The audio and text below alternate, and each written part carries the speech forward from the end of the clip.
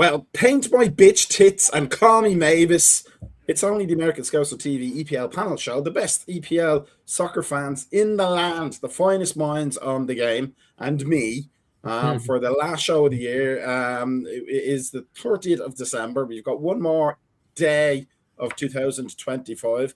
A mixed year, but it's over. We get to move forward and see what we've got for 2026. Joined by Shay and Glenn. How are you, gentlemen? How was your holiday time? It was good. That's finally getting cold, so. Anybody get a scale extras? No? Okay, just me. That's what we all want. For every religious holiday plus birthdays and maybe one in the middle of the year just for fun, because your dad wants some money on the horses and he wants to treat his son. So let's go. There's no show last week, so we are going to plow through the last 3 game weeks of games. We'll talk a little bit about specialist coaches, set piece coaches, throw-in coaches, kickoff coaches, and every other kind of specialist coach in between. Is it just a gimmick of something that was never really needed before? But apparently everybody and their dog is one now. And then we'll look ahead to the weekend's games. Tons of games happening right now. We're actually in the middle of game week 19, it seems. We've got games today, games that are happening not tomorrow, but New Year's Day. So we'll have a look at those. We'll big hello to Sir Z. Shay, yeah, your team had one job to do. A tough day for Shay. We're all on the Shay love today. I'm not surprised, like with a haircut like that. It's fantastic. I have to say, your hair's looking really on point tonight. A good evening to Hassan and to Ryan as well. So let's flip back in time. Like Marty in Back to the Future, that gets shown every year in the BBC at approximately 2:00, 2 days before New Year's. We had game week 17. It was an interesting week. It was an interesting week if you're a sports fan. Let's just bring that up a little bit more full page so we can all see. So Brentford beaten, well, I mean, everybody beats Wolves except Man United, but Brentford beaten Wolves 2-0. Aston Villa beaten Man United again. Everybody beats Man United. And City, of course, ploughing forward with their relentless chase of Arsenal. Who just barely beat Everton. I would like to say barely beat Everton, but I think 1-0 to the Arsenal seems to be the thing under Mikel Arteta this season. But we'll start with the Aston Villa game against Man United. We were supposed to have Io, I think, today, but he's chickened out, possibly, because of this, maybe. But Shay, we'll get to like today's game, obviously, in a little bit of time, but that coming to the end of a very, very good run, a run that by any standard is a title challenging run, maybe a bit too early in the season to have a title challenging run. You want to have that at about like March going into April, but nevertheless, Emery's done a fantastic job, and that result. I mean, I remember even back from being a kid, Aston Villa Man United games. It's like Leeds Liverpool. There's a little bit of a respect there, but it's always a pivotal game. But did you have a good feeling about that game? Was it just a kind of case of that it's just United, or if we can do this, then maybe we are serious contenders for the title? I would say kind of what you just said. Like, if we can do this, then we're making the push.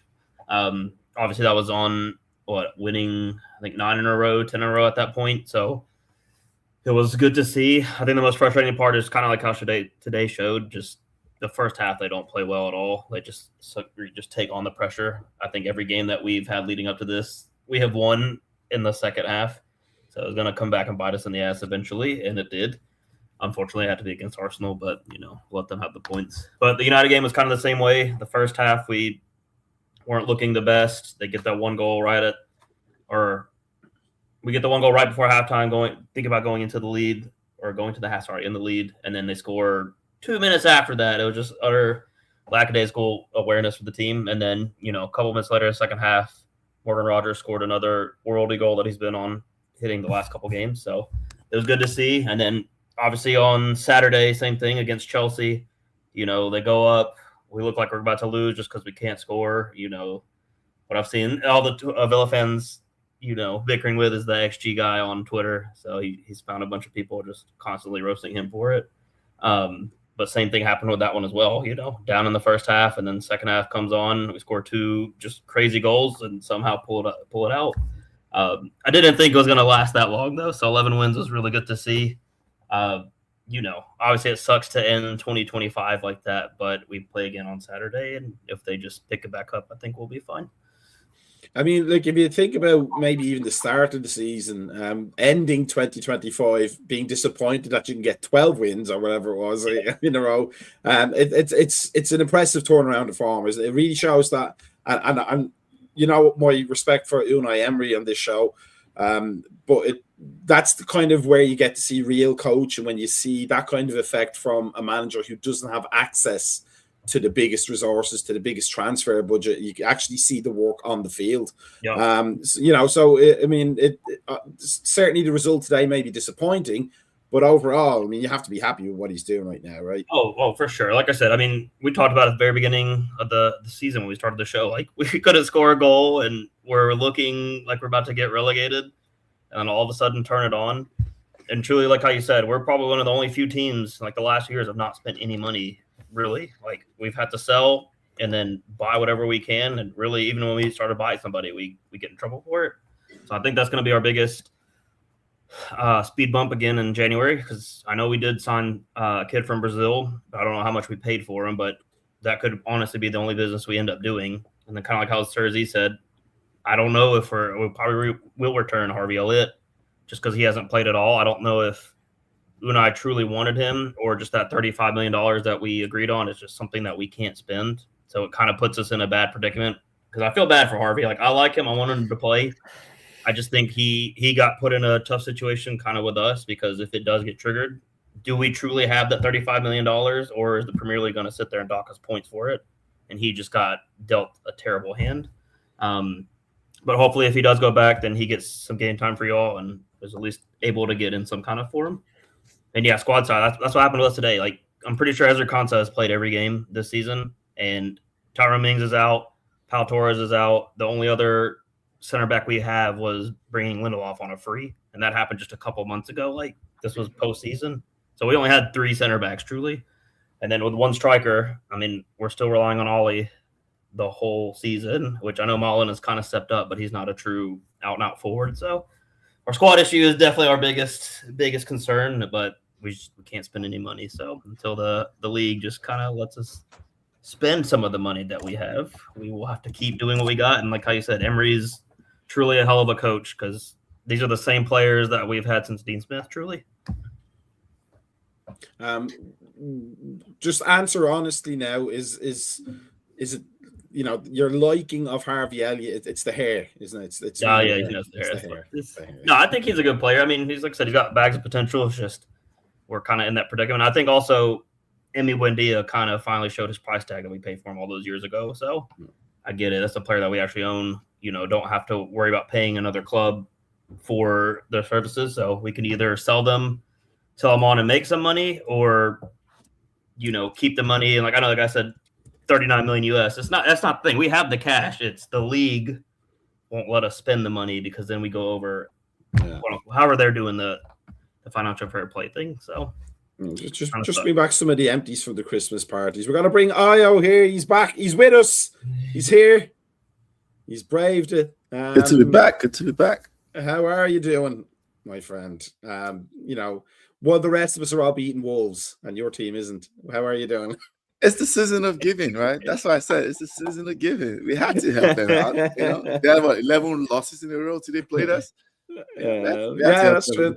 They got an extra point. They can end the year with an extra point. It's a good selfless thing to do. So we're going to kind of bounce back the last 3 game days, because we didn't have a show last week. So we were just talking about Aston Villa Man United there, the 2-1 game. Now I know Amorim has come out, I don't know whether it was after that game or before that game, and said, it was about time to change formation, because he changed to the 4-2-3-1, and you suddenly looked a little bit better. Is Amorim a spoofer? Is Amorim what? Say that again. Is Amorim a spoofer? is he just making it up as he goes along? Really, I mean, it feels like it. it does, doesn't it? It feels like it.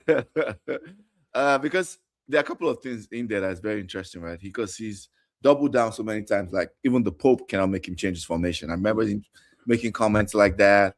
Then he changes to be fair, it. there is a new Pope, so maybe that changed that. Exactly. Then he changes it and he says, "Oh, the reason why I change it is because we don't have enough money to spend to get to where he needs to get to with his favorite 3-4-3, you know." But then halfway through the game against Newcastle, he changes it back to 3-4-2-1. And he comes out and says, "Oh, if he could go back, he would change 75% of the things he's done since he's come here." But then today he goes back to 3-4-2-1 again against Wolves. So it's like, I think he's just making it up as he goes at this point. It's like he's just like coming to the press conference and lying and just saying things to kind of deflect at this point. That's what I think about him personally. Let me see about this because we want to power through these a little bit. Brentford against Wolves. Yeah, no, so even Brentford could beat Wolves. But now I'm going to return to this time and time again until it stops. Glenn, Keith is doing a good job, isn't he?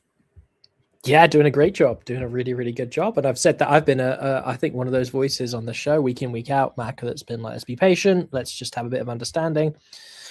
Pay dividends. We'll get onto the Bournemouth game, which was very open, very odd, actually. But, we've smashed in 6 goals in 2 games. One of those was away from home. Yes, it was against Wolves. But yeah, as we kind of just joked about, I'm sorry, Io, but like, it's funny doing this retrospective. It's even funnier for me, having sat through 90 minutes of Wolves, that the fact you guys couldn't knock a few more goals past them at Old Trafford. Now, I get you have a stack of injuries, and as somebody just threw in the chat, Bruno, one of the biggest moments of, at least this kind of Christmas period, depending on how long he's injured in the Villa United game, was obviously the Bruno injury. And it was a very odd one because he kind of did his muscle and stayed on for a while, then eventually left. But you were really obviously missing him today.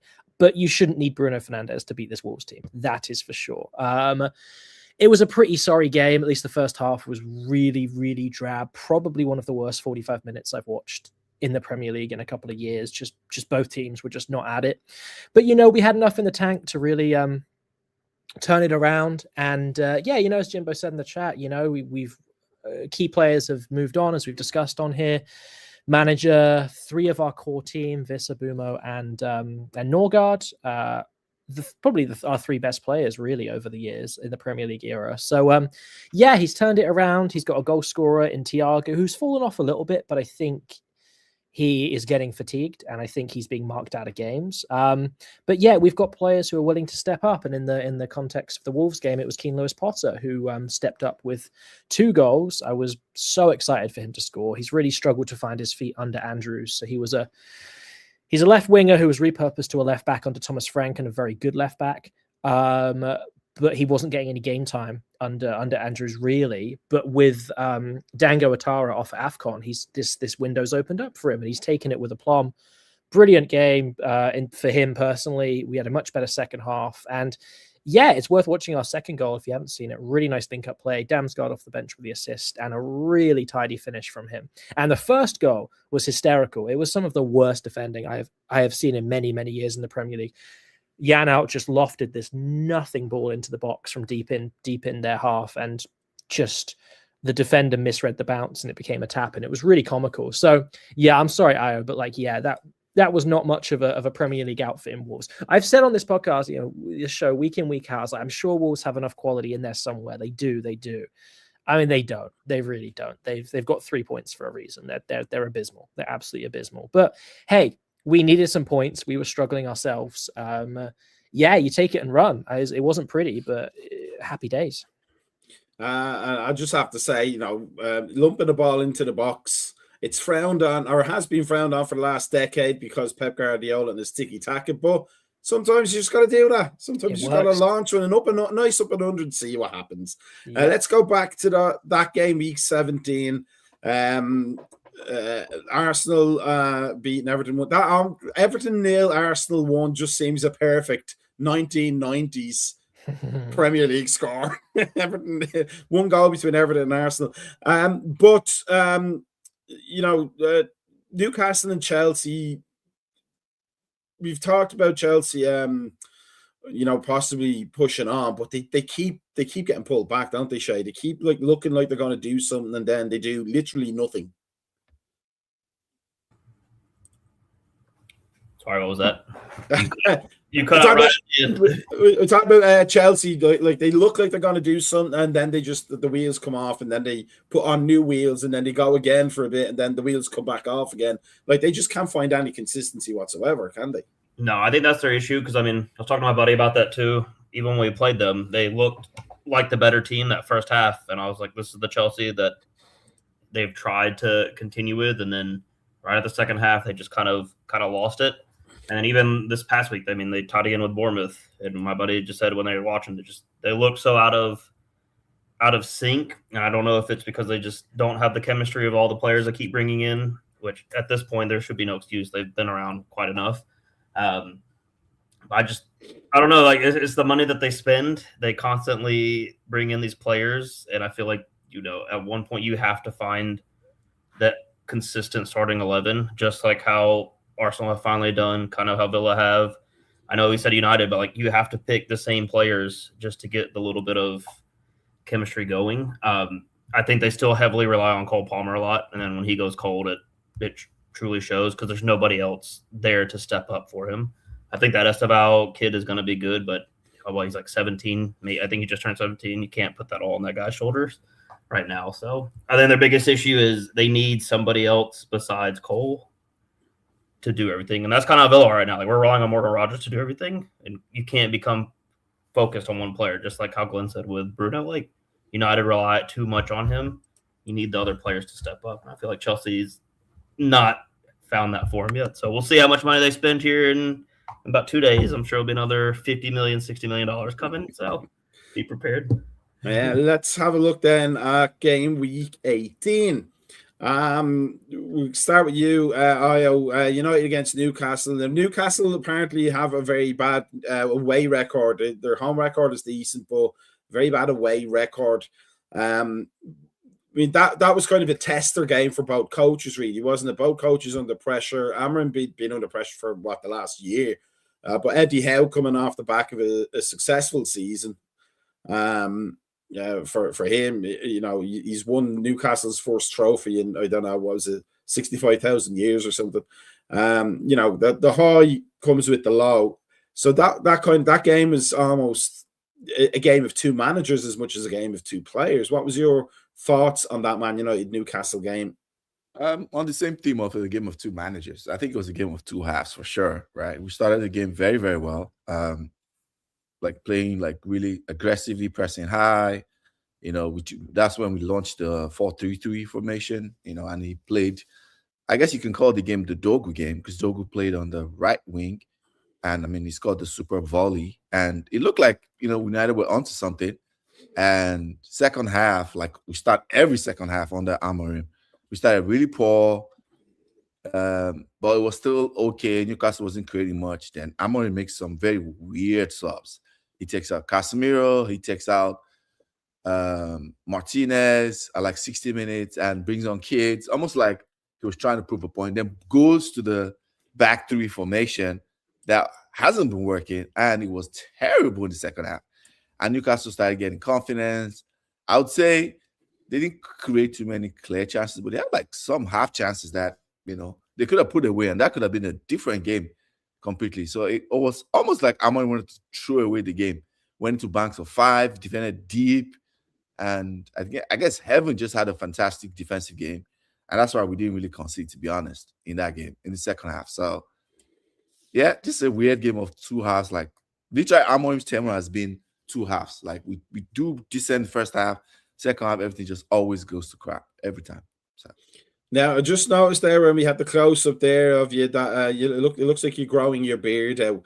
Now, apparently, I've only heard this. There can only be so much good lookingness on these podcasts. So, with the four of us here, we're probably going to get taken off YouTube, just so you know, and it's got to be your fault, Io. It's got to be your fault.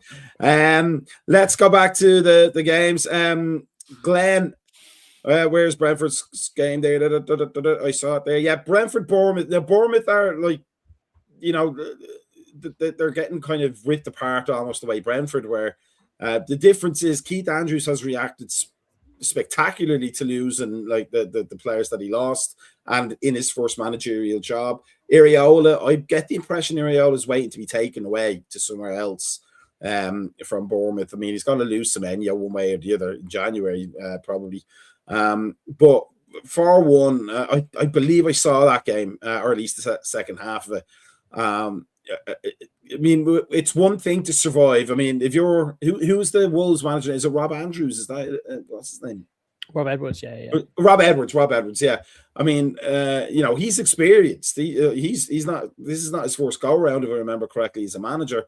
To be looking at somebody like Keith Andrews, who's deftly like sort of steering Brentford through the choppy waters of the post Thomas Frank era. A result like that against last year's darlings, that had to be very, very, very pleasing as a fan. Yeah, absolutely. It was it was a surprising game, you know, Mac, as I mentioned. You know, Bournemouth did actually have more shots, and I said more shots on target. They had 15 corners to our 2. So the scoreline in some ways doesn't tell the whole story, but also like they were just so open at the back. And Kevin Schade had wonderful hat-trick. Hat-tricks have comprised, I think, about 30% of his total goals for us, with 2 hat-tricks now in the Premier League. So he blows very hot and very cold. That seems to be the story with him. He's young, he's got mad potential, but he is very inconsistent. But hey, Dango, his kind of partner in crime on the wings, is as I said, off to AFCON. So great for him and Lewis Potter to step up. Really awesome for them to get 5 goals in 2 games between them. That's unbelievable and very, very surprising as a Brentford fan, really. You know, we took our chances. Schade showed a bit of strength for the first goal, rolled it in beautifully. You know, capped off the game with a great late goal. It was a little frustrating because in the second half, you know, we were 3 goals up from 51 minutes on, and we seemed to be content to basically just drop back. And I feel like that was enough in the game, but against a team with some of Bournemouth's quality, that's not necessarily enough. That's why their corners stacked up. They just was corner. And you got the sense that eventually that pressure would tell, and Semenyo did get a kind of neatly finished goal for them, but it just wasn't enough.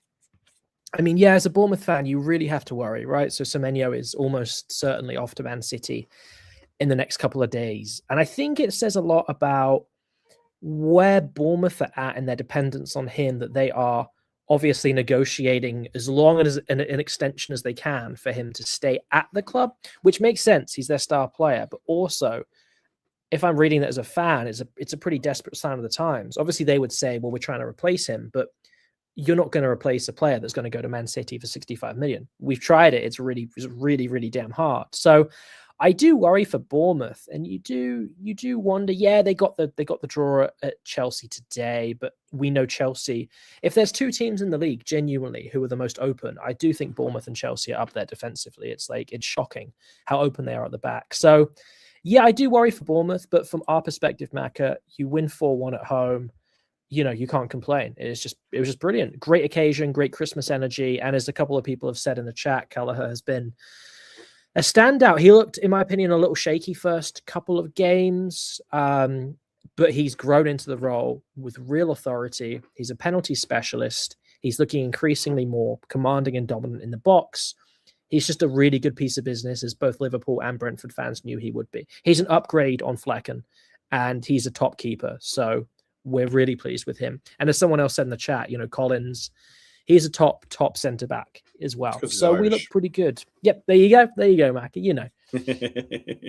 But just on the thing about Kelleher, like I always thought that, you know, that shakiness maybe because he went into a team he was expecting Thomas Frank to be the manager and this player and that player to be there, and all of a sudden they're not in the dressing room anymore. I agree. You know, maybe he just took a bit of adjustment to like what he was promised and what he ended up with, but it says a lot, again, just to heap praise on the gigantic curly-haired manager's reputation, that he's eased Kelleher through all of this and made Kelleher look like the first team starting keeper that we all thought he should be. Maybe not at Liverpool, because obviously Becker's a class above pretty much any goalkeeper, or certainly has been in the last few years.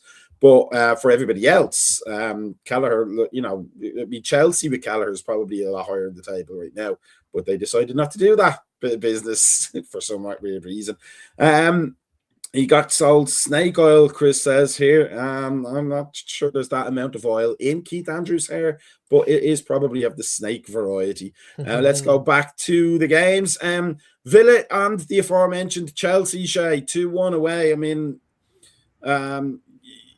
that's one of those tricky games of years gone by, where Villa puts on a little bit of a good run, maybe a 3 or 4 game winning run, and then comes up against the Chelsea and then, gets slapped down a little bit. And then you go, oh, well, that's Villa's level now. But that was a real marker, wasn't it? That was a real, Maresca gets all the praise.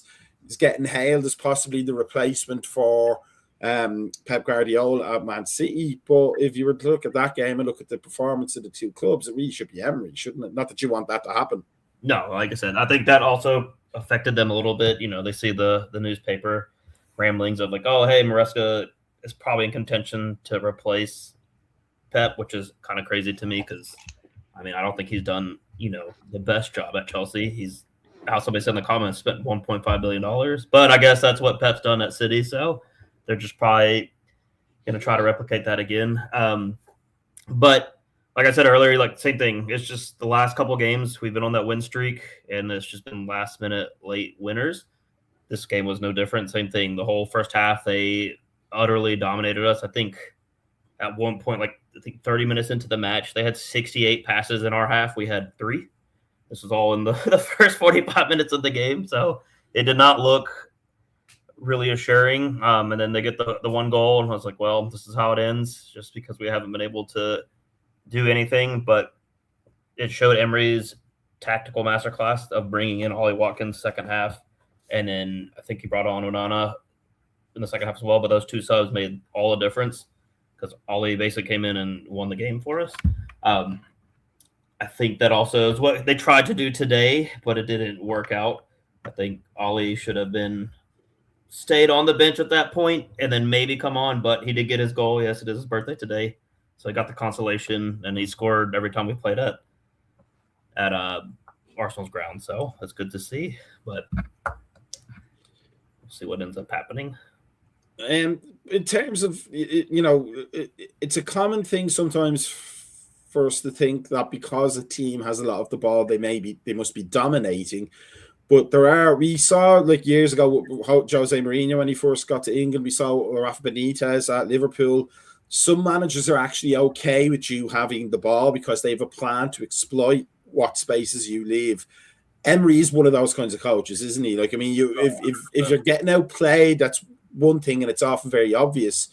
But if the team is keeping its shape and it's letting you have the ball, to the neutral fan, it probably looks like Aston Villa is getting pummeled into the ground. But as a Villa fan, knowing what you know about Emery now at this point, do you get the sense that we're not having much of the ball, but something's going to happen? Something's going to happen. That's why we like this manager. Yeah, and that's kind of how it was today when I was watching the match. Just, the first half, I'm pretty sure we did the same thing. Arsenal was running all over us.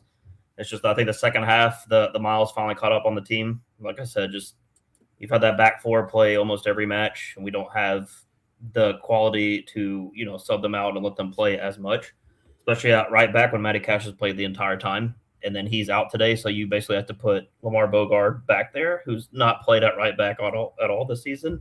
But like how you said, they just take the pressure, and then they just find that one counterattack. I think that's kind of what he's instilled in them from the day he got here. And, it worked for us. Like I said, 11-game win streak. So clearly it was working. I knew it was going to end eventually. Like I said, there's no way you can just keep sustaining that, and not getting one or two shots a game is not going to truly help if you aren't able to put the ball on target. I think today we had 0 shots on goal until Ollie scored at the very end. All game, we just sat there and let them just do whatever. And like how Shelton just said, yeah, after that second goal went in, I think they were defeated, and it was just, hey, do not let them score anymore, because our goal difference isn't the greatest right now. So as long as we can stay in the positive, we can maintain that top 4 position, which we're trying to aim for now. But also, like, it always struck me about Emery, especially back to his Sevilla days, that like setting up that way in the league, being able to absorb pressure and hit it on the break.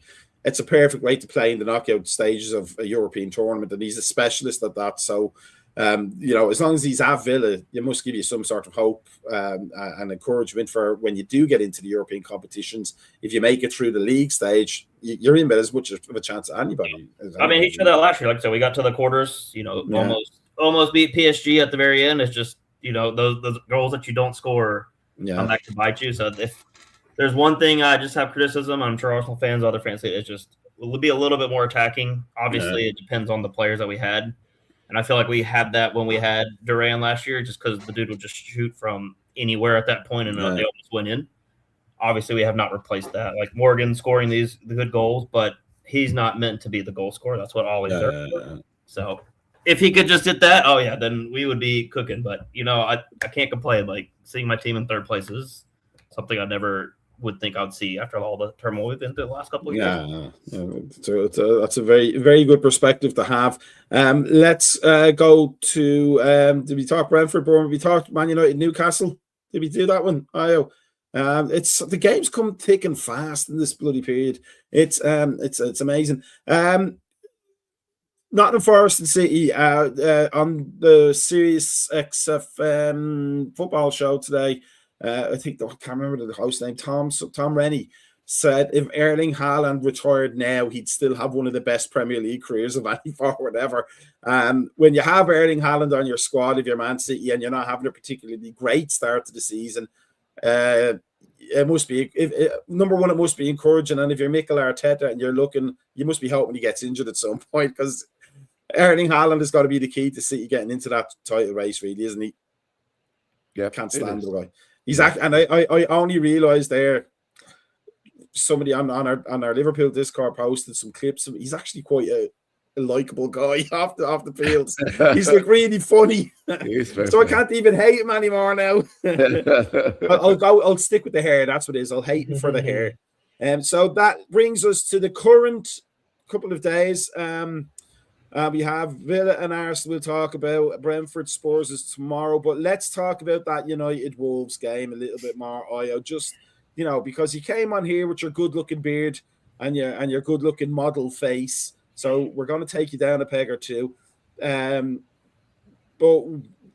is this where I've asked you this before? Like, is there a line for you where you just go, Amram has to go now? He just has to go now.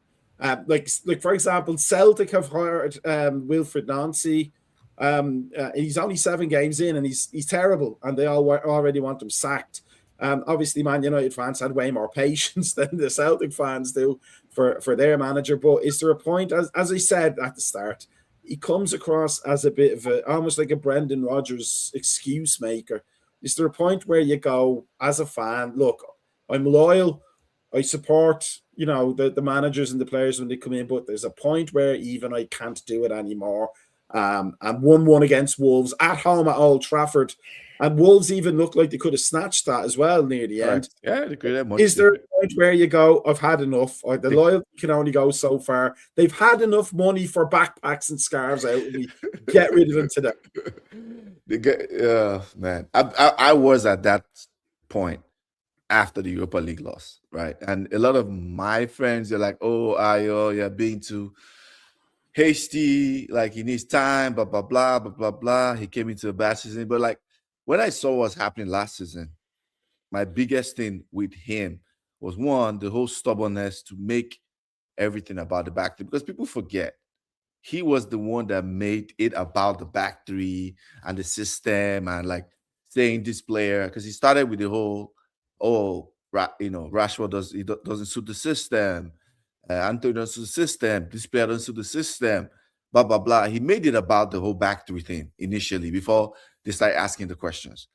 Then my second thing was the way he managed players, right? Like Rashford, it was time for him to leave, all of that. But his approach and all the comments in the press conference and like just understanding that you're in a big club and his lack of ambassadorial, like understanding that one of the big things of managing a big club, you have to embrace the ambassadorial nature of it. Like you can't just start throwing players under the bus in press conferences. You can't just make it so much about the player, like, oh, I'd rather play my goalkeeping coach before I play Rashford. And like he says all these things that like tries to deflect upon what the main issue is, right? I think he's just there because Ineos, right? Jim Ratcliffe and Wilcox and Berrada, the whole crew are stuck on not looking like they're fools or they made a mistake. Because they said so much, especially Ratcliffe, about like the past regime and said all these things because I don't know, maybe he read the book that the Ian Graham guy wrote and he said all these nice things and then they're repeating the same mistakes. So they don't want to look like they're fools. That's why they're just sticking to this. And I think the other thing that's helped, to be honest, is the league has been very inconsistent, right? Apart from the top 3 teams, everybody is not good. Like you just see, like United have won 2 out of our last 8 games, 2 or 3 out of 8 games, but we've not dropped out of the top 10. Like just the Liverpool has won maybe 3 games, right? 3 out of 5 or 4, and also Liverpool are 4th. All you need to win is the 3 games, and you just like climb up. So the league has been. You just need to make a run of like 2-3 games, and just get a bunch of draws. Don't lose, and you just stay, and that's what's helped. It has made Amorim look like he's doing a decent job. He's at least in the Europa places. He's 3 points. He's 3 points off 4th. He's consistently going to be there. And I think what's going to happen is by the time we get to like just like kind of last season, but this one is a bit worse in the sense by the time we get to like 10 games toward the end of the season, that's when the separation is going to happen between like the European places and the people not making Europe. And by that time, it's going to be too late. It's going to be too late. I think that's what's going to happen. But it's just going to peter out where we might come 7th, we might come 6th, we might come 8th, and it's just going to like peter out at the end of the season. And that's when they're going to fire. I think they're just going to, because they're going to pull the plug when he doesn't make Europe. Because I think there's a world where even though we look okay right now, all it requires is for, I think, Newcastle, Chelsea to put a couple of game run, and they pull away from United and Liverpool, of course, and then everything just peter out. So that's how I feel. He's not going to get sacked. I've told everybody. I've already come to terms with that. So I'm not going crazy, but I think he doesn't make it past the end of this season. He doesn't. Brian asked what's become of Sesko. He's living off that Thong Song royalties. That's what it is. He's living off that Thong Song royalties. That's a good one. That's old school stuff. Now, Shay, my friend, you're all counting on you. Yeah. But we talked before we went on air. I mean, runs have to come to an end at some point. Away to the current league leaders who are an attritional team. They're going to wear you down during a game at some point. And as you said, there was like selection issues, but definitely fatigue as well for that Villa team. It's not, if you're genuinely challenging for the title, that's a 6-pointer. But if you're just hoping to be in the conversation after Christmas, that's not a bad game to lose, is it? You can pick it up again at the weekend and maybe go on another good, maybe not an 11-game run or 12-game run, but a 5-game run gets you back right in the conversation. But what are your thoughts on that? Are you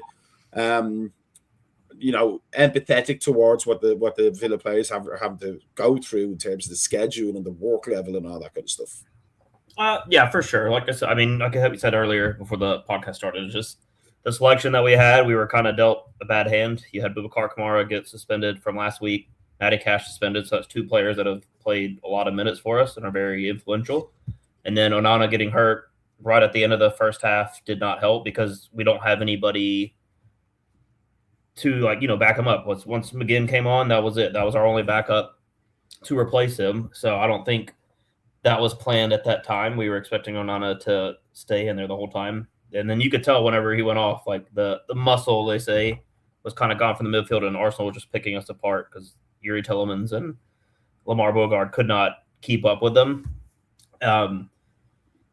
It did suck, but like I said, tired legs. I mean, they are professionals. I'm not making excuses for it, but all wins and streaks are going to come to an end. So I can't be too mad go on 11-game win streak and then losing the last one and then just pick it back up once January starts again. And like I said, it takes, like I said, just a couple runs. You win 3 or 4, we're back in it. It also just depends on how the fixtures go ahead of us. I think City right now are just kind of in the hottest form right now, so it's up to either Sunderland to beat them or whenever they do play Arsenal next, just to kind of give us that little bit of break. But we also have to keep taking care of business. So I just think a little bit of a break would help. But I mean, there's not breaks coming up. It's World Cup season, so their games are going to come in thick and fast.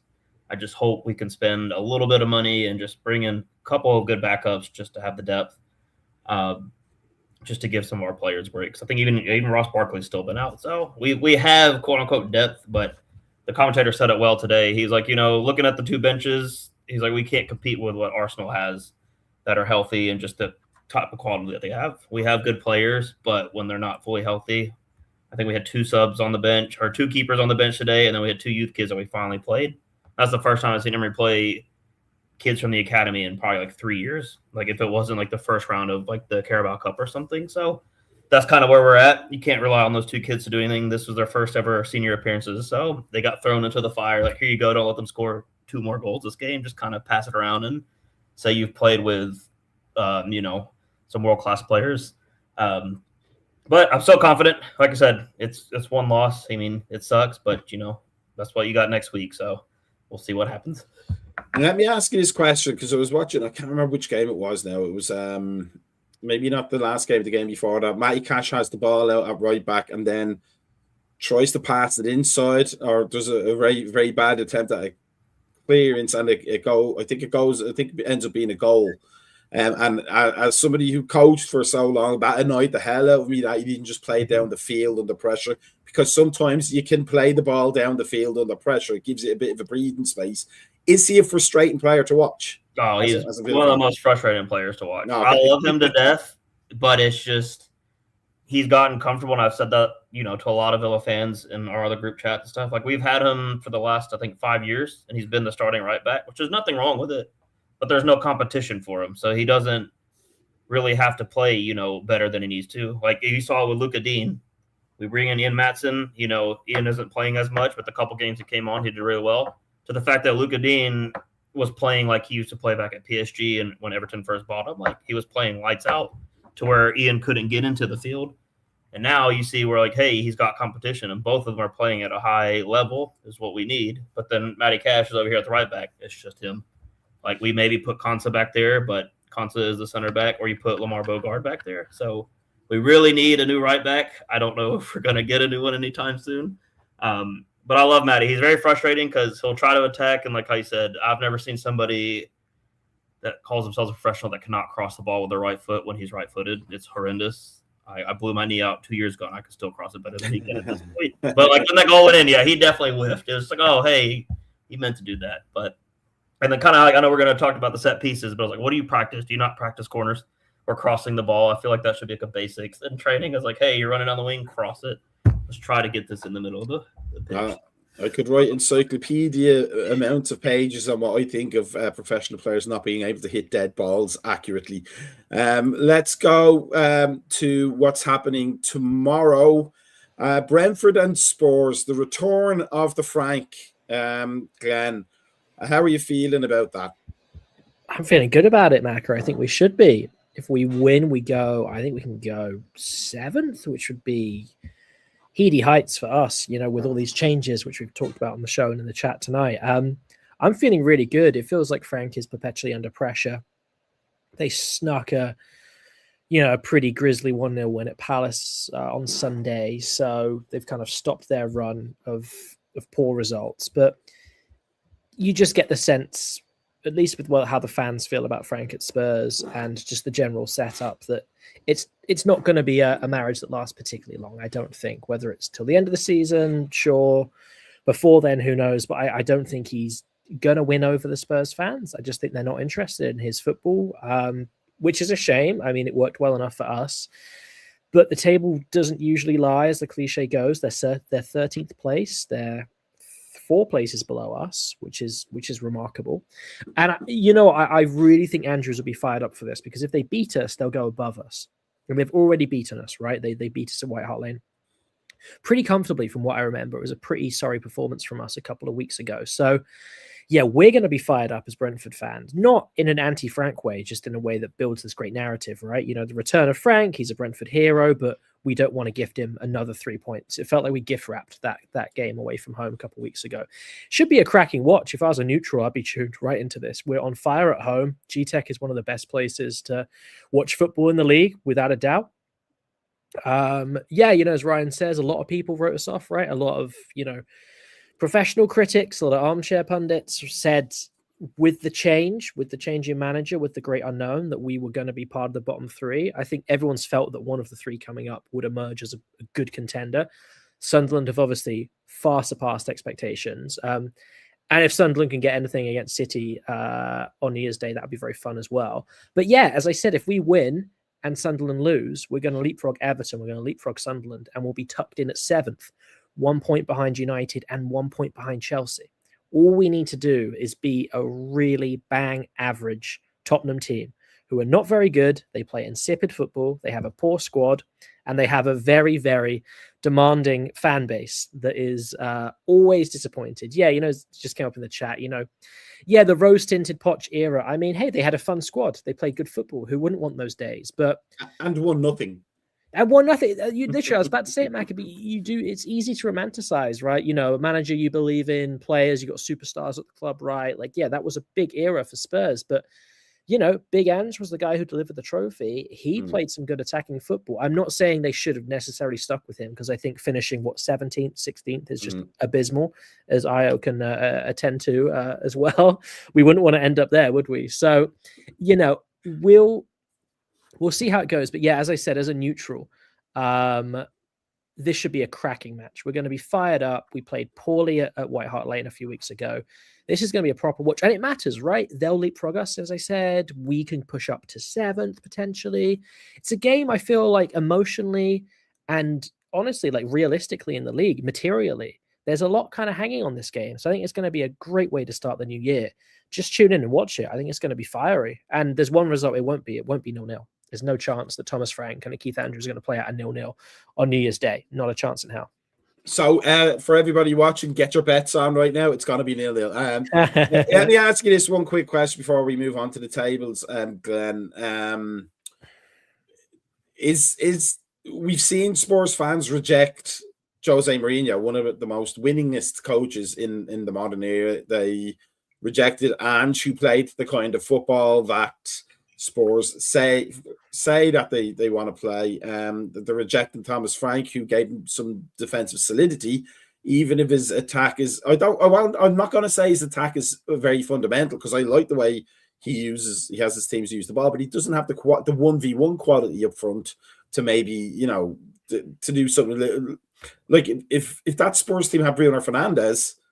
Sorry, I'm taking players out of your team now and sending them to Spurs. But if they did have somebody who could do something a little bit creative in there consistently, maybe it's a different reaction. But there's just something about those Spurs fans, isn't it? That you just, if you don't tick all 17 of the boxes of what they need in the manager, they're not going to tolerate you. They're going to hate you. That must be the most poisoned chalice since Manchester United pre-Alex Ferguson.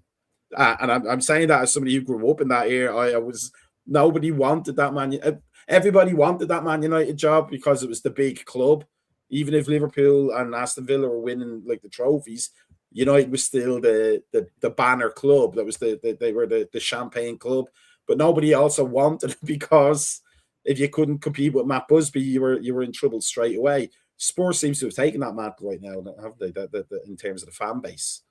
Yeah, absolutely. I feel like London's taken it, because you think similarly West Ham, hugely entitled fans, look where they are. Chelsea to some extent, right? Again, post Mourinho, they've had this zigzagging between managers, and they're still unconvinced about Maresca, as are most people.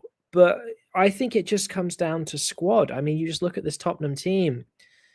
It's just not very good. I don't think it's harsh to just say that their squad is just like not that great. Like Solanke is like, send out a search party for him. He's gone. He's missing in action this season. 65 million forward, gone for whatever reason, whatever injury he's picked up. Like, it's just a really lackluster squad that lacks creativity. And, it's funny. You can tell that Thomas Frank was excited about Kudos because he's a player that kind of matches that Mbumo kind of Wissa aggressive winger style. But he's a flaky player. He'll turn up some weeks. He'll turn up other weeks.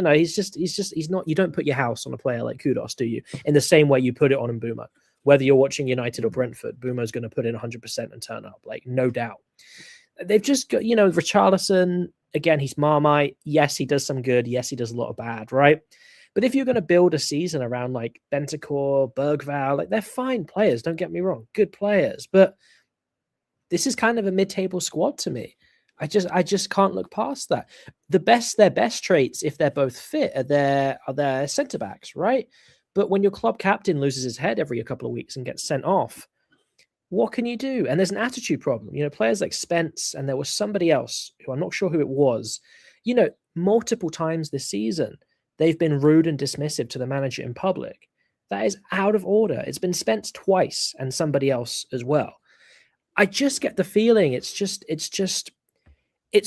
honestly, Mac, you can't exaggerate how different a setting, logistically, personnel-wise, like Brentford has a famous no dickheads policy. Brentford has a famous recruitment policy. All of that is absent at Spurs. Every building block that meant the Frank project was a success, including patience, because he started off abysmally in the Championship. I wanted him gone. I think we lost maybe the best part of 9 games in a row when he was first manager. We gave him patience. We gave him a great squad. We gave him an amazing relationship with our owner and director of football. It's just not the same, and I don't think he's going to last at Spurs. And I think deep down he's going to be glad to be out of there when the project ends, because it's toxic, as you said, Macca. And if I was a prospective manager, it's not a place, just like Chelsea. These are clubs I would not want to touch with a barge pole as an up-and-coming, high-quality manager, because you're just not backed. And you see the difference with a team like Villa, who trust Emery, and yes, there's recruitment issues, but they trust in Emery. Look at the project there. You look at Andrews, gets backing, gets trust. Look at where we are. We're flying, considering our losses. It is just a mess at Spurs. I've got a few friends who are Spurs fans, and they are just perpetually fed up. And you can see why, but the fan base doesn't half help themselves when they hound out trophy-winning managers. They don't help themselves. It's going to be one of those sliding doors moments, probably years from now, isn't it? Thomas Frank will be looking back and go, I wish I hadn't taken that job. And Keith Andrews will be sitting there going, I'm glad you did. As I sit here with the European Championship trophy under my belt for Ireland, because he's going to win us the European Championships 20 years from now. Let's have one last look at the game. Sunderland City, because we still have fixtures to look forward to for the weekend. But Sunderland City, gentlemen, do we see any hope in Sunderland getting anything out of that, or is City locked on course to be chasing Arsenal for as long as possible? I mean, I'd like to see them lose just for my sake, but then I also need them to win just so they could jump Arsenal. So it's like a lose-lose for Shaylin over here at this point. This must be, I think this is probably the most popular Man City have been in the last 15 years. Yeah. But I think everybody's actively rooting for City just to stop Arsenal. The whole league, besides Arsenal fans, are rooting for City at this point. So let's have a look at the table as it stands today on December 30th. Arsenal still top, but City with that game in hand. So yeah, we probably do want them to win it. Liverpool rapidly catching up on our very, very stuttering run of wins and draws over the last 5 games. United still hanging in there. It's still better than being 18th, 16th, and 15th as you were at this point last season. And Brentford, if you win tomorrow, 29 points, you're just a point behind United. And you have to be in that European conversation then, one way or the other. Just see that. So, see what I was saying. It's just all you need is 3 wins. So that's just 3 wins. And all of a sudden, you made that jump. That's exactly what you need. Let's look at the bottom half of the table. Crystal Palace not lighting the world on fire like they did last year. Tottenham, I mean, they're better off than they were under Big Ange at this point last season, I think. But even still, they're not going to be happy. Wolves are done. I think we can all say there's going to be a miracle bigger than the Christmas nativity if Wolves pull out of that. But Burnley are the same. I mean, I know they got points on the board, but I just can't see them surviving. They're not set up for it. They don't have the manager inspirational enough. The trick there, I think, is Forest and West Ham, really, isn't it? Maybe Leeds getting pulled into that conversation. I don't know about West Ham at all or Forest, but it would be ironic if that's the battle that it comes down to for Nuno there, Forest or West Ham. So let's go on to like the diversion topic of the day. This lad here has been sacked, I think, or left by mutual consent, which means also he got sacked from Liverpool. The set piece coach, the statistics are damning. Conceded something like 18 goals from set pieces and only scored 3 in the past year. Now, we will probably discuss the Liverpool end of this on Thursday, on New Year's night.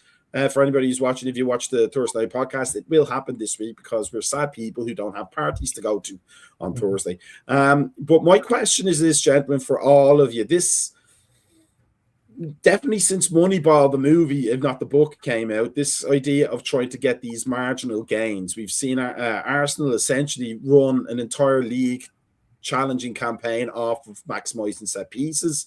We've seen the long throw making a return. We've seen different types of defending for corners, different types of runs for corners. Maybe not as many tricks at the free kicks that we used to see, but set pieces don't score a huge amount of goals on average per season. Is it worth bringing in these so-called, number one, is it worth bringing in these specialist coaches to do something that should really take an hour a week or an hour a month actually to do? Because you run a certain amount of patterns. Mark, it should be easy. Either zonal, here's where you stand, or Mark, you're as tall as he is, you go with him.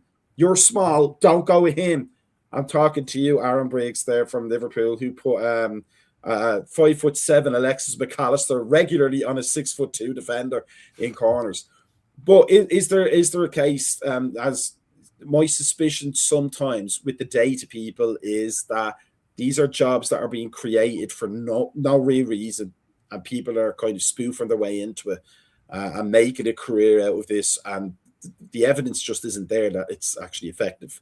What say you, gentlemen? What do you think of this whole idea of this very specific specialist coach for moments in the game rather than the flow of the game itself? Anybody have any thoughts on it?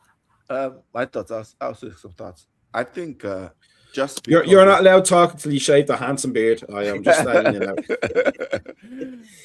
I think there's so much parity in the league right now, and teams are realizing that because there's so much parity in the league, especially when it comes to physicality, like a lot of the teams are recruiting a lot of physical players now, especially in midfield. So the way around that for example, Arsenal are trying to do is like, we know if we go one go up through a set piece, we don't have to commit too many players forward. We can have like 5-6 players behind the ball every time. That's pretty much Arteta's plan.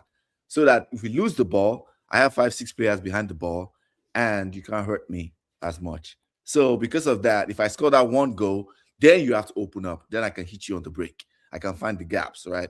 And that's why other teams are like seeing it like, oh, this is a good plan. Brentford are kind of doing this, a similar thing too. It's like, we'll keep our shape. We'll try to go long. If we can score through any type of set piece, whether it's throwing, long throws, now you have to get out of your shape and we can hit you on the break, So I think that's what has led to it become very popular now. It's just because teams are realizing that there's so much parity in the league that the days of you thinking if you go down one to like a Brighton or Bournemouth, you can easily come back, those days are gone, right? And you can see it like what the way Man City suffered last season. There's so much parity in the league right now. So everybody's trying to maximize whatever marginal gain you can just to either stay in the league, to compete for top 4, compete for the league title. Because once you lose 2-3 players, like Arsenal saw last season when they had all those injuries, it's very easy to be like to go from title challenge to just fall off the cliff, right? Liverpool are seeing the same thing too. It's like there's so much parity in the league. So that's why everybody's taking it very, very serious. I think I started noticing that from like 2-3 seasons ago. Every team is going for physicality in midfield now. And once everything's a physical battle, even if you have technical players, like your technical players can have off days, right? And all of a sudden you consider go to a team that you have better technical players, but you're not winning your physical battle, you're not winning your duels, and you lose the game or you draw points. So that's why everybody's trying to take advantage of that. but here's my question though: does it really need specialist coaches to do that? Because we didn't have them before, and like I've always been a huge supporter of coaches like Tony Pulis and all that who maximize the resources. Of course, I grew up with Jack Charlton, so I'm very familiar with that very direct style, the high pressure style before it was fashionable. And just maximizing long throws and everything, but it was frowned on in those days. It was seen as anti-football. Yeah. But they didn't have a specialist coach. They weren't paying somebody under 50 grand a year to come in and show players how to throw a ball. Although we did see in the Wolves Liverpool game a player lift his foot off the ground for a throw in. So if it's not acceptable in an under-8s game, it's not acceptable in a bloody Premier League game. But Shay and Glenn, is there a need? Is this a false market of having these special? Like, couldn't the assistant coach, who should have some experience in the game, probably has professional experience in the game? Isn't this something that they can go, well, okay, I'll take them for an hour this week, and we'll work on all the corners, and we'll work on all the free kicks, and we'll work. There was a time when it was literally the players would go out and do that. They'd take a bag of balls and they'd go out and they'd set up their own free kick routines. Yep. Does it really need? Is this a made up position essentially? Not a need, because I always right to get those margins. You have to start looking at these areas of the game, especially when teams are so broadly equal to each other, not specifically, but broadly. They're all hard to play against. But is there a market there where coaches are coming in and almost carpet bagging their way into these positions, and then, as we saw with the Liverpool set piece coach, the evidence isn't shown that they have any value that they couldn't have before? Well, I was just looking while I was talking. I was just doing some research. Like for Villa, for example, we have 1, 2, 3, 4, 5 other coaches: set piece coach, an individual coach, whatever the hell that is. Then you have your goalkeeping coach, which makes sense. First team coach, and then assistant head coach. And then we have our set piece coach as well, Austin McPhee, who got yellow carded last week, which is kind of hilarious. But same thing. We've had our discussions with him, because he looks. I think the only positive thing he's done was teach Emmy and Morgan Rogers how to kick a knuckleball. But like you said, that used to be players going out and practicing on their own. And I feel like what they've done is they've Americanized it too much. And I hate to say it because, American football has 60 different coaches. I feel like you have linebackers coaches, defensive end, like each position coaches. It's a very, but that, NFL is very discrete game. It's very discrete moments that they have their individual stuff to do. And I feel like that's kind of where, soccer is going into that point. We're set pieces, not peaches. But like they're hiring these guys to teach them how to hit free kicks or corners. And then like how you and I just said earlier, yet we see these professionals that are getting paid hundreds of thousands a week that can't cross the damn ball into the box. And you're like, what was a set piece coach doing? Is he just sitting there dicking around on his iPad playing Foot Manager or something? Like what are you actually doing? Are you going out there showing them how to kick, or taking these free kicks? Or you're just sitting there watching them and telling them, hey, say in this example we have how I said a 6 foot or 6'3" center back sitting here. We're going to put this shorter person here. Can you lift it over them or not? But are they actually showing them doing that? Or they're just telling them this is what the data shows, and they're giving them a data sheet and telling these players who are like, yeah, okay, we're going to look at that. We're just going to go hit the ball. Like imagine telling that to Cristiano Ronaldo in his prime when he's sitting there kicking these free kicks. He's probably going to look at that coach and be like, I got this. I don't need you. And then like I said, that's almost wages going to an unnecessary spot. But I feel like they're not going to go anywhere anytime soon because you're going to hire somebody else in that position. And once y'all score the 2 or 3 free kicks, he's going to look like a magician. And then you're not going to be able to hit a corner the next 5 games. You'll be like, what the hell is he doing? Now, having said that, we're not firing Io, our own set piece specialist. Well, I am. I'm kicking him off the street because his beard is too handsome. But we're going to say a good night to Io for the night. Happy New Year to you, my friend. And I hope, apart from Man United winning anything ever, I hope 2026 is a fantastic year for you. Happy New Year to everyone. But yeah, my tonally pick is Arsenal dropping points at Bournemouth. That's my tonally. If we're doing that. Let's hope that we will do, but let's hope that happens. Hope so. All right, take care, guys. Have a good one. See ya. So Glenn, here's what I want to ask you then on what Shay said. There is an anecdote that when Rafa Benitez went to Real Madrid, and bearing in mind Rafa Benitez had won the Champions League with Liverpool, and at that point at least was the best Champions League final of all time in some opinions. But Ronaldo said he had an issue with Rafa Benitez trying to tell him how to kick a ball.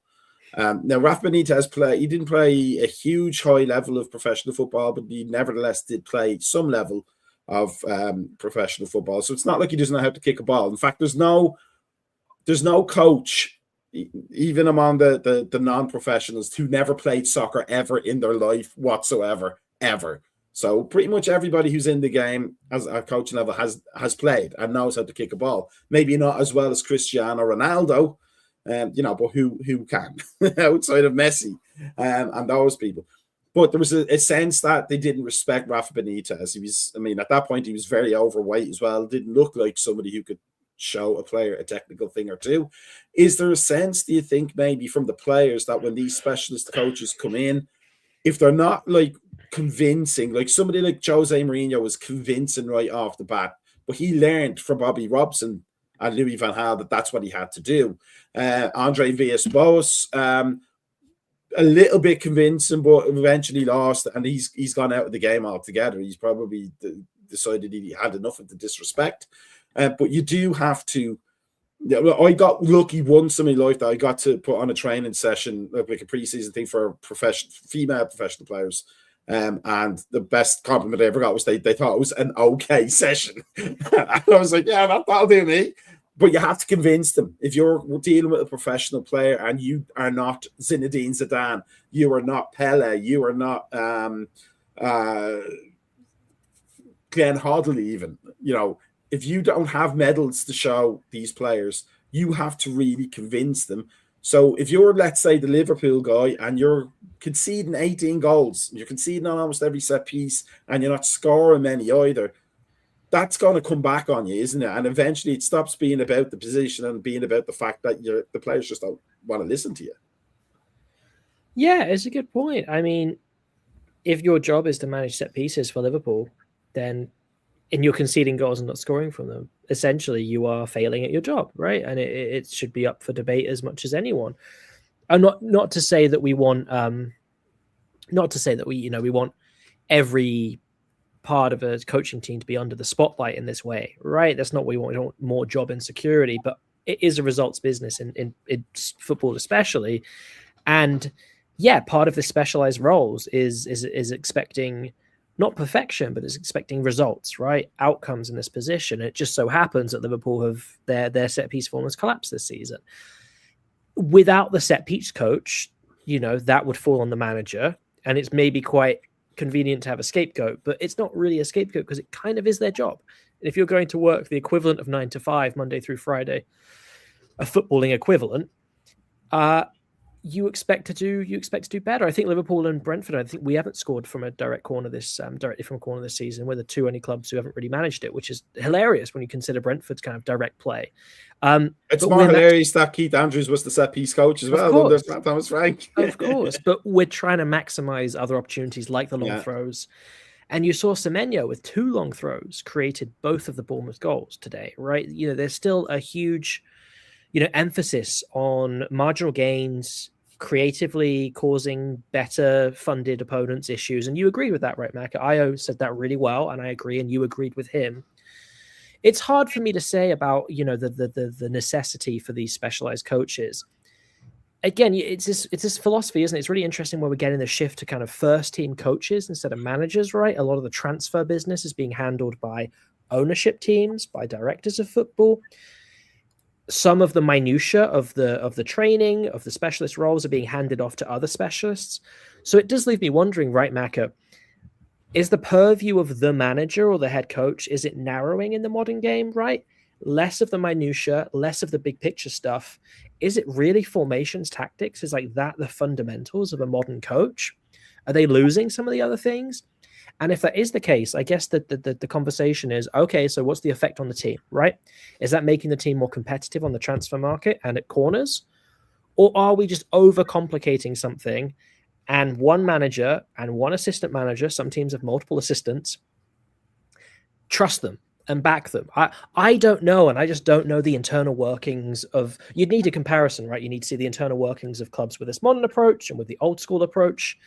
But whether or not they're needed, I guess the answer is in the outcome. And Macca, for your team, it's clear that the set piece coach who was appointed has not succeeded, and they've been moved on. Would they do better if this was just under Slot's purview and his assistant?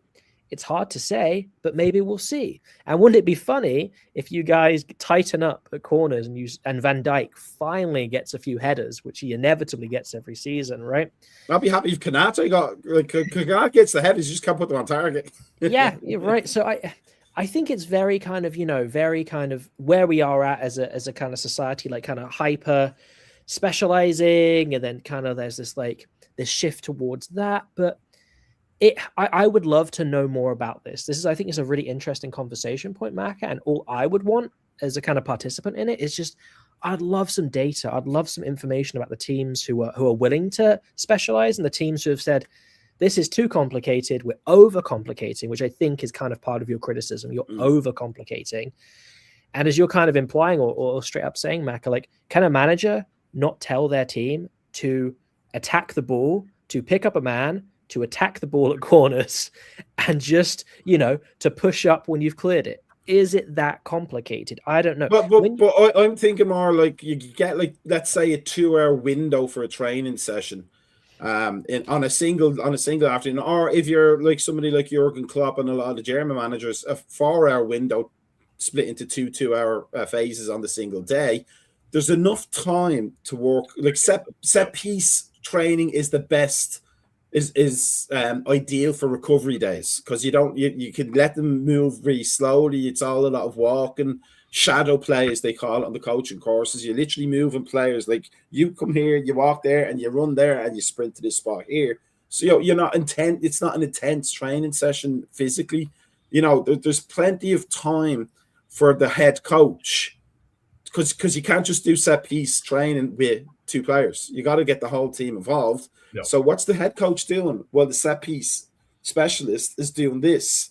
That strikes me as something that the head coach could be like sitting down on the bus. Do you know what? I think we're going to put 2 near post runs, 3 players rotating out to the back post for a central position, and then 2 late runs into the box. I'll try that at the next practice. Does it need that new guy to come in with no background, to kind of say, well, I've done X, Y, and Z, I've won this and won that. What from my perspective, what is Arne Slot doing? Well, this guy is failing at his job. Yeah. And why is it taking until December for them to realize he's not doing any good? Yeah. If I was the manager, I'd be like, right, you sit over there. This is how I need it to be done.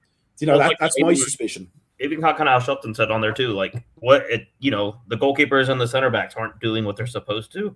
And again, does that fall on how you said the set pieces coach? They're listening to what he says and not actually being the individual on the field? Because, I've had these conversations, when the team does bad, they're like, oh, it's the manager. But I was like, he's not the one on the field playing. That's the players doing it. The manager can't tell them how to dribble or shoot the damn ball or, hey, cover this person. But, that comes at the point where do you put blame on the players at that point? I know he's not done good for y'all and you can scored on. But as Van Dijk as the captain being 6'4" and Konate being 6'32", he would probably say, hey, we're going to go cover the 2 biggest guys and get in the position to jump when they cross the ball in. We're not going to put our striker up top against the smallest guy unless you want to actually score. So like I said, the players have to execute the plan, but they also need to adapt. They got to adapt, but they also have to take authority of it doing it too. So if you know that you're constantly getting beat on the corners, you don't listen to the coach. He'll kind of give you something, like I said, they give you a plan, but you're like, all right, we'll take it and listen to it, but then do your own thing. And if it wins, it wins. If you lose, you lose. You're going to get yelled at. But you're at least trying to do something different versus just, hey, this is what we practice and this is what we did in practice. We're not gonna change it unless it's zonal marking. Yeah.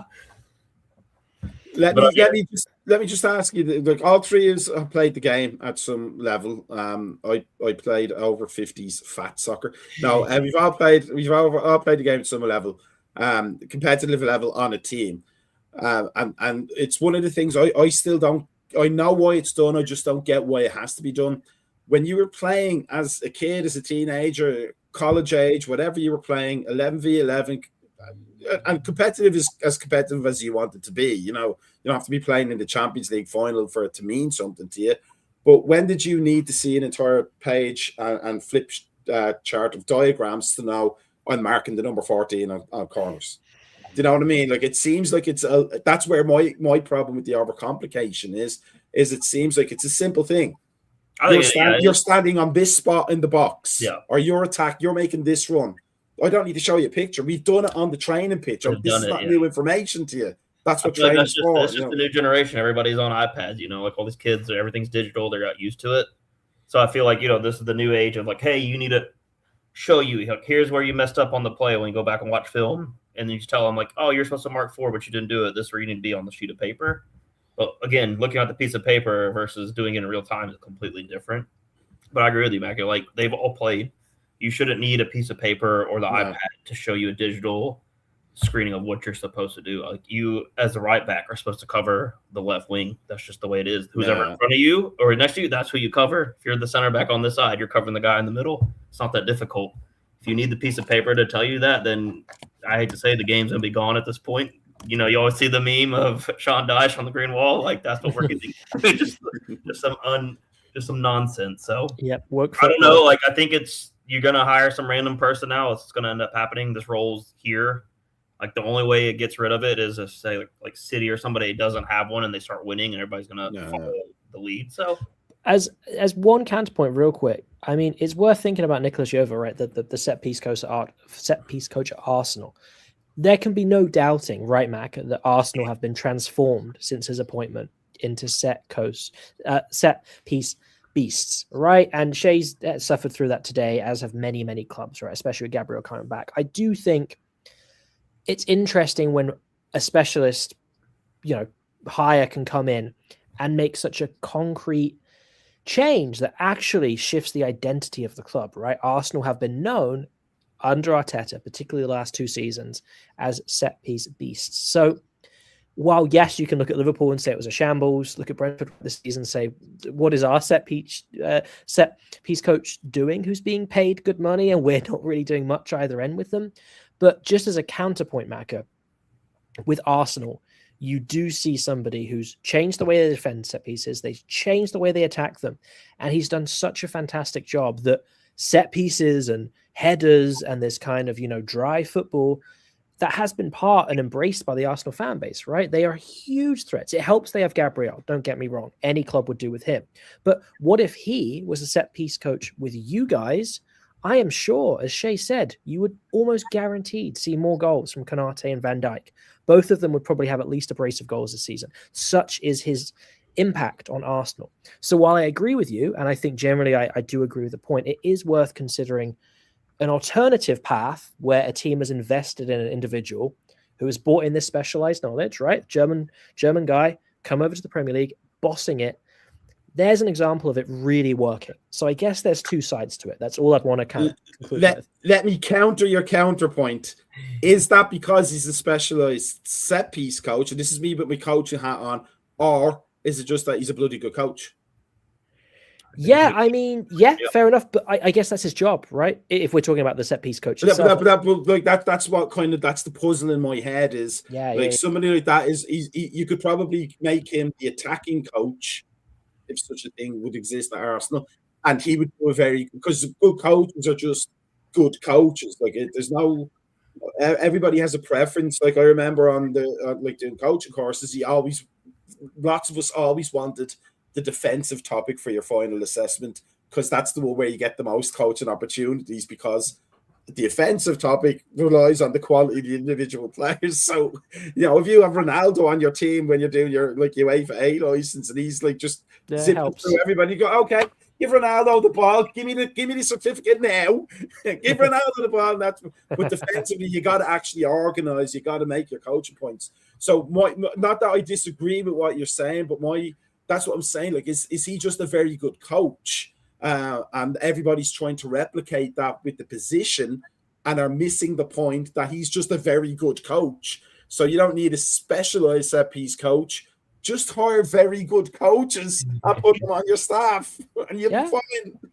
Yeah, no, it's fair. I mean, it's funny because final thing I'll say is that obviously Keith Andrews was the set piece coach for Brentford last season, but like it was genuinely understood that he was just, it seemed to be he was a coach, right? He was a good, helpful assistant coach, right? So I do appreciate that point, Matt. It's great. As I said, I think having some more information on outcomes and processes at these clubs would be really interesting because it is a really good point. Like this growing bureaucracy of coaching staff, like it is when it goes wrong, it's quite deep bad. Topic. It's a surprisingly deep topic when you drill down to it. But unfortunately, we have to take the drill out and move on with the show because 9:23, way longer than I thought it was going to be.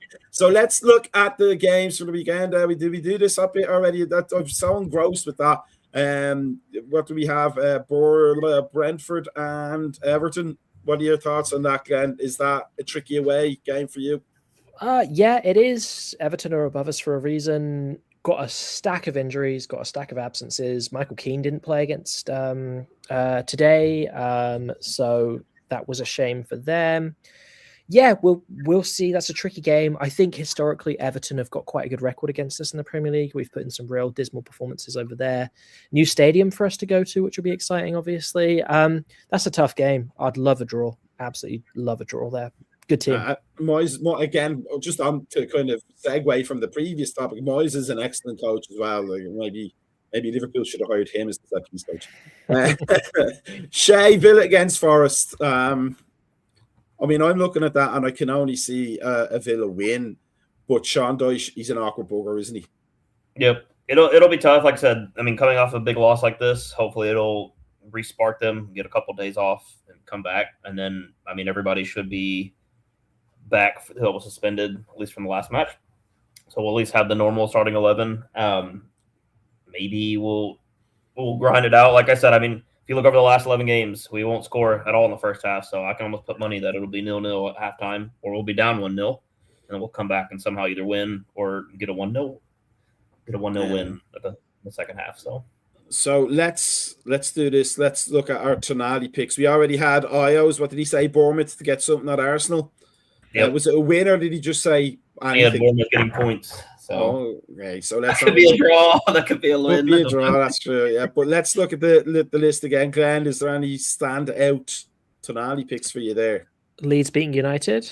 Absolutely, can see that. Fulham beating Liverpool. Don't for mind a team, that. That's not going to happen. For a team that's down there, like Leeds can be very, very tricky, can't they?